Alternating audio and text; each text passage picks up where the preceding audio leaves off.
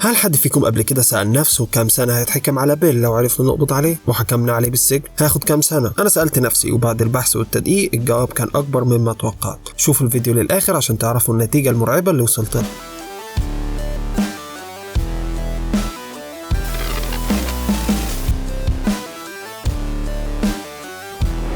طيب لازم اوضح حاجه. مبدئيا كده بيل شخصيه مجنونه وعندها قدرات فوق الطبيعي بكتير، وعشان كده محدش هيعرف فعليا يحبسه في مكان او زمان، وغالبا برضه محدش هيعرف يقضي عليه.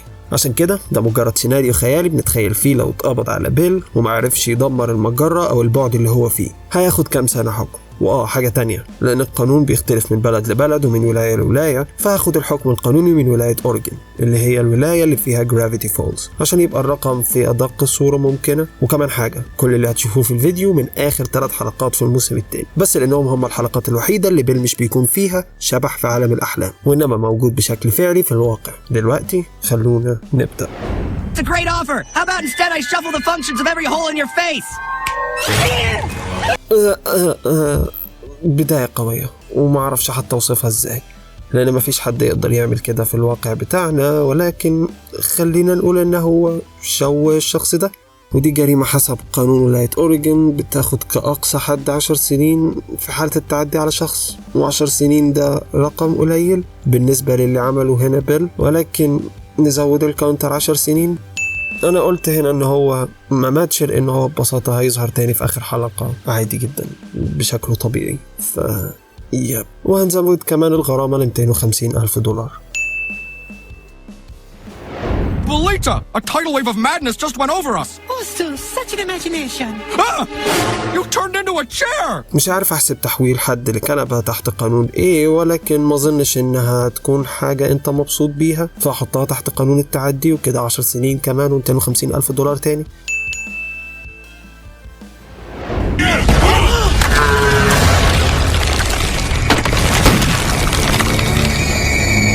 تهريب المساجين من السجن وتدمير السجن بشكل شبه كامل. هو 5 سنين لتهريب المساجين و7 سنين لتدمير السجن. طبعا هتقولي بس بيل ما عملش كده بنفسه، ده المعزة اللي عملت كده. كل حاجة بتحصل في الحلقة هي نتيجة للي عمله بيل، عشان كده أي حاجة بتحصل هيتحاكم هو عليها، وخصوصا إنه كان ممكن يمنع حدوث ده بسهولة. Why did the old man do this? أوكي، تحويل إنسان لتمثال ذهب ده برضو تعدي، لأنه ما ماتش لسه، ف10 سنين كمان و250,000 تاني. وبكده نبقى خلصنا تقريبا الحلقة الأولى من 3.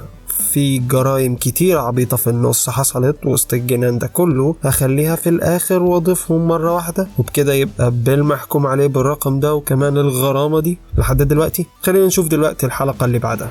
لحظة. انت هتعمل ايه؟ هكمل الفيديو. انت مين اصلا؟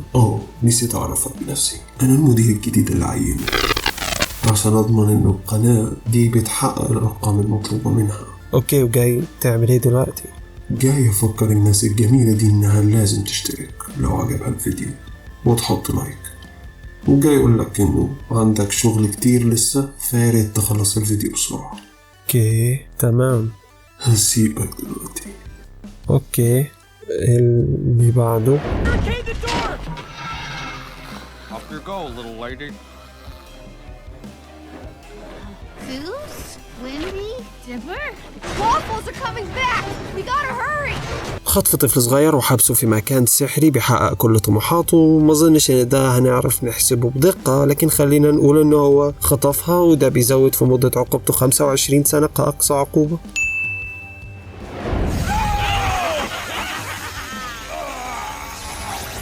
Ready to talk now? 10 سنين كمان عشان الأذى، زائد 25 سنة عشان خطفه.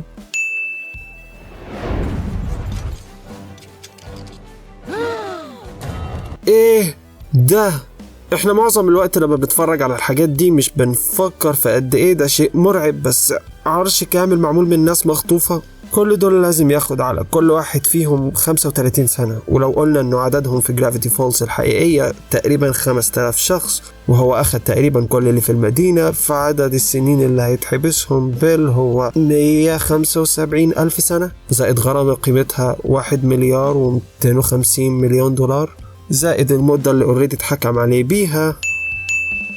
اوه واو، الحضارة اللي هتسجن بيل هتكون اتدمرت واتبنت أكتر من مرة قبل ما بيل يخرج. ده إن خرج أصلا، لأن كل اللي سجنوه هيكونوا ماتوا بعد 150 سنة، ولكن أنا لسه عايز أشوف هياخد كام سنة. عشان كده هنبقى أسرع شوية من كده وهنعمل مونتاج سريع.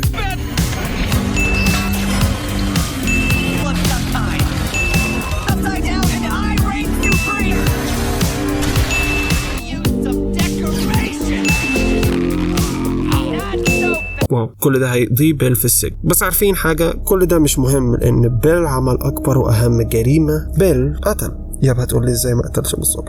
هو كان بيعذب الناس دي كلها، لكن ما اعتبرش قتلهم لأنهم هيكملوا حياتهم بعد الحلقة عادي. Oh no, a tantrum! Whatever will I do about that? How about this? يب، بيل قتل تايم بيبي. دي جريمة قتل، وفي ولاية أوريجون بتاخد حكم مدى الحياة أو القصاص، وبما إنه مش هنعرف ندمر بيل بشكل فعلي فالحكم اللي هياخده هو مدى الحياة. اللي يخوف هو إنه بيل عاش تريليون سنة already إذا ما كانش أكتر، فلو قلنا إنه هو هيعيش زيهم تاني فبيل هيقعد تريليون سنة في السجن. عشان تعرف الرقم ده كبير قد ايه، عمر كوكب الارض التقديري هو 4.5 بليون سنة. بيل هيقعد في السجن اكتر من عمر الارض ب 995,000 بليون سنة، يعني اكتر من عمر الارض ب 995 مرة. ده جنان. بعض العلماء بيقولوا ان الوقود اللي فاضل في الشمس قبل ما تنفجر يكفي تفضل ل5 بليون سنة، يعني الكوكب والمجموعة الشمسية تنتهي قبل ما بيل يخلص 1% من عقوبته. اوكي، ده رقم يخوف. وانا بعمل الفيديو ما كنتش متخيل انه ممكن بيل عمل حاجات كفاية تخليه يتخطى 1000 سنة، ولكن الرقم اللي طلع في الاخر اكبر من كل التوقعات اللي حطيتها. يمكن فعلا هو ده احسن حل ليه، انه يموت جوه ذاكرة شخص.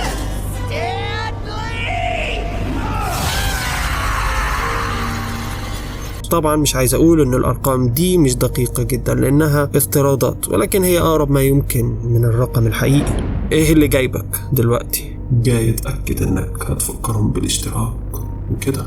إذا عجبكم الفيديو بليز حطوا لايك، لاني بعد البحث عن كل الجرائم دي متأكد اني بقيت تحت المراقبة. واشتركوا لو عجبكم الفيديو، وقول لهم يشوفوا الفيديو اللي على الشاشة. ودوسوا على الفيديو اللي على الشاشة لو عايزين تشوفوا محتوى اكتر من القناة. دلوقتي اقفل الفيديو يلا عشان وراك شغل كتير. قلت لي ليه عينك هنا؟ عشان اضمن ان الارقام اللي المفروض تتحقق هتتحقق. اسمع، عندي فكرة الفيديو الجاي هتجيب مشاهدات كتير.